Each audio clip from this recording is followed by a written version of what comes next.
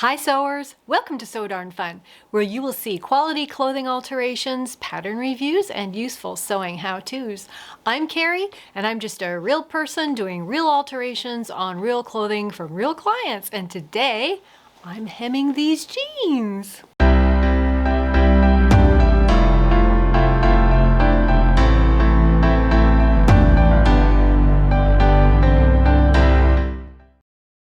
These jeans want to be hemmed 1.5 inches. I encourage you to watch till the end because along the way I'll give you some of my tips and tricks about hemming jeans. It is simple and you can do it. Let's go. Today we're going to do just a simple hemming of this hem. I've seen several different methods that people are showing on YouTube, one of which is folding this back and stitching it along here, and you're basically making another seam. That is what I know to be called a European hem. We are not doing that today. We're doing just a simple basic hem, which I have heard coined an American hem. Maybe that's just because I live in America, but that's what I've heard it called. So first I'm going to turn my pants inside out. Here we are with the inside out pants. And the way I'm going to show you today, you need very little math or figuring or thinking to really do this. Instead of cutting off and figuring out how much seam allowance I need to leave, instead of doing that, because I made that mistake once by cutting it off on the level of actually where I needed my fold up to be. So the pants were too short and I had to try to recover from that. So to avoid that, I'm just going to press them up where the final hem line needs to be. That way I will not have any problem at all. So this is 1.5 inches. I have this handy dandy sleeve board. If you don't have one, you can still do it on just your ironing board. Since I have it, I'll use it.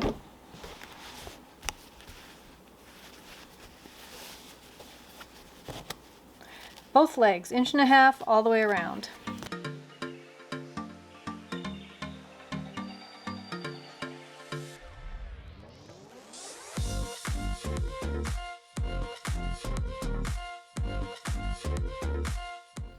Now this part may vary for some of you, but a standard jeans hem is 1 inch total, where you've got a 1/2 inch turn under and then double that because that's folded inside. This is a standard jean hem. I've noticed some of the more modern ones are as much as sometimes 5/8 of an inch, but measure what yours are if you want to replicate it, and then double that and keep that number in mind. So I just need to keep 1 inch in mind.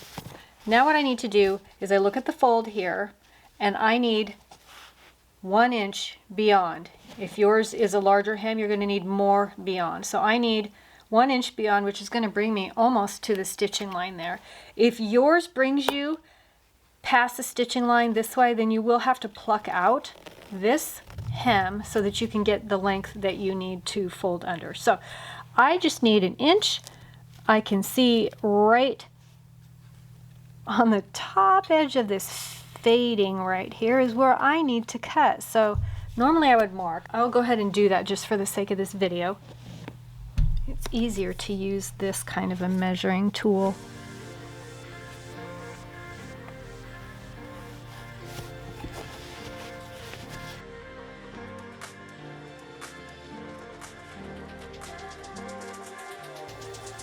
Now I need to cut on that line. A good pair of shears is really helpful. I love my Kai scissors. They just work so well. So carefully.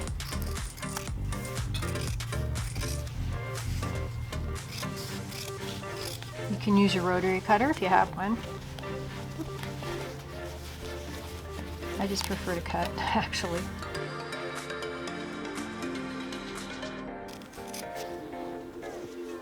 Save these part of the hem because you're going to need to match that top stitching thread. So when you've got it, the extra cut off, you've already got your hem pressed up where you want it.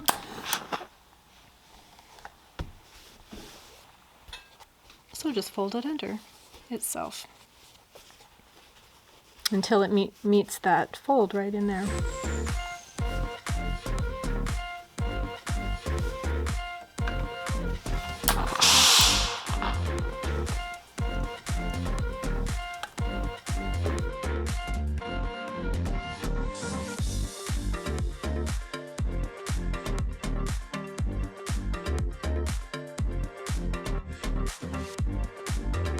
If you're hemming a pair of jeans that's super duper thick, like a utility pair of jeans, and this part of the hem is super, super thick, I find it's hard to put it under the machine sometimes, and I put it on a very hard surface, one that won't get damaged by a hammer. And seriously, I whack it with the hammer, it crushes those fibers and makes it lower so that it'll fit under my presser foot. So there's a little tip for you if your jeans are really thick. These are soft ones though, just regular, a woman's pair for everyday wear, and so they are not thick, they're very soft.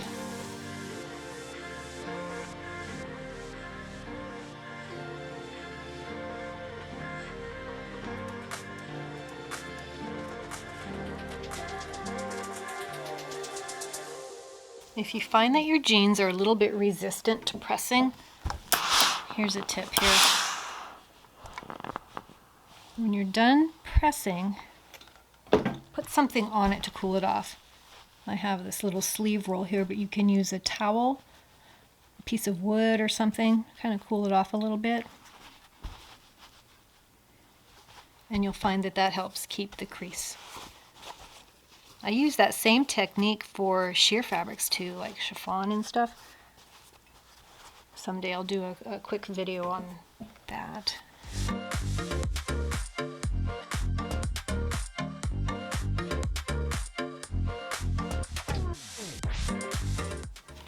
You're going to want to thread your machine with a top stitching thread, and you're going to want to use a top stitching needle, which is a size 116.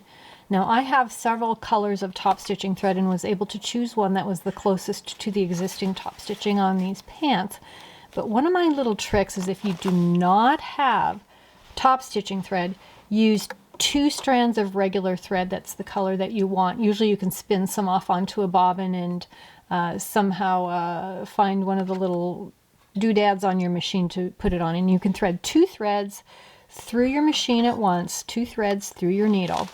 Also, you need to note that your bobbin needs to be regular machine thread. Do not put top stitching thread in your bobbin. I use a 3-point stitch length, and oftentimes I need to increase the upper tension for my thread, and I'll know if I need to do that if I see top stitch looping on the bottom. That means that it's not got an even tension between the top and bottom, just because of the difference in the thick top stitching thread. So if you find that it's looping on the bottom, then increase your needle tension. And we'll start on these jeans and take a peek, and if I need to increase it more, I will see. So now I'm starting on the inner seam of the inner leg, and we do it right side out. And this part of the hemming I do by feel. I can see by this pin here, I can feel the ridge of the hem on the inside. Doesn't matter which side of the inner leg seam you start on. In fact, I think I'm going to start on this side. Sometimes it's hard to go over that hump. Better do it at the end. So I'm going to pull my pin out.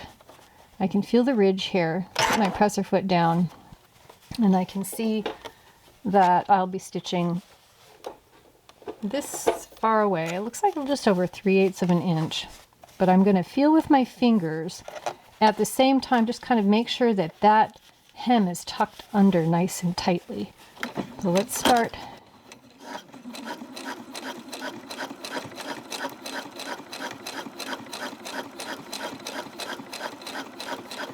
I've got my fingernail really feeling for that edge and making sure that that edge is going to go to the left of the needle. So let's take a peek and see if we need to increase our needle tension.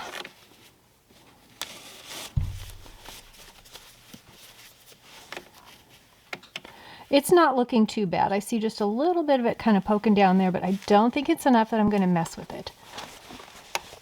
So let's just continue, and some of my hem is popping out here, so I'm going to tuck it under, make sure it's nice and tight. I kind of pull the jeans this way a little bit to make sure that that hem really curves nice and tightly underneath, which is what we want.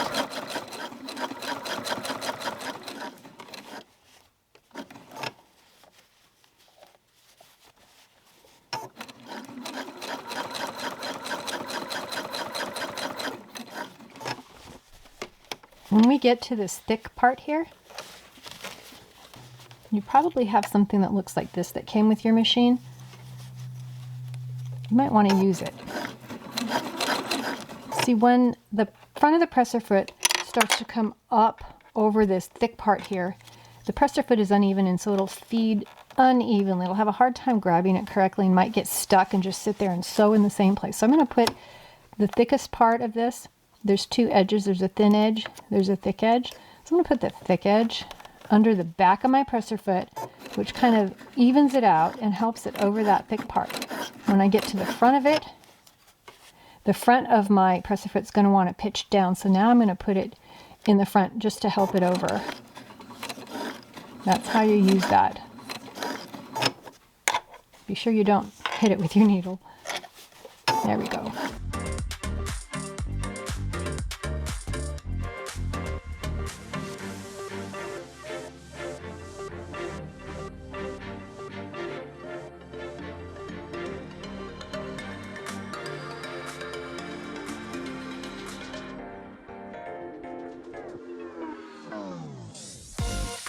Here comes another one, so we're going to get this doodad back out, put it under the back. You'll notice I did not backstitch at the very beginning.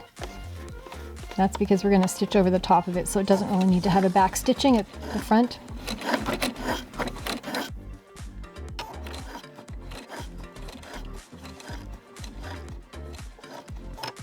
And we're nearly back, just a couple more stitches there. Now we are crossing our original start line. Now I'll backstitch just a couple stitches, and that's all that's needed. Pull it out, clip your threads.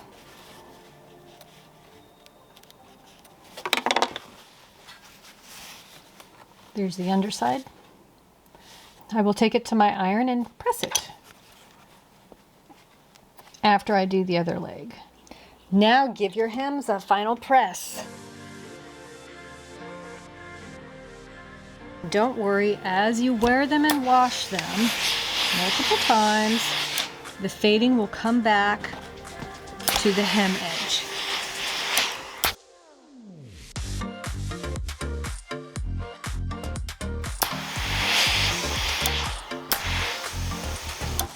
See how easy that was? Now you have a perfectly hemmed pair of pants. If you enjoyed this video, consider giving me a thumbs up, consider subscribing, and hitting that bell so you receive future notifications. If there's an alteration you would like me to feature, then drop it in the comments below, and who knows, maybe I will feature that alteration. Thank you for joining me on So Darn Fun today, because I really do have a darn fun time sewing. I'll see you next time.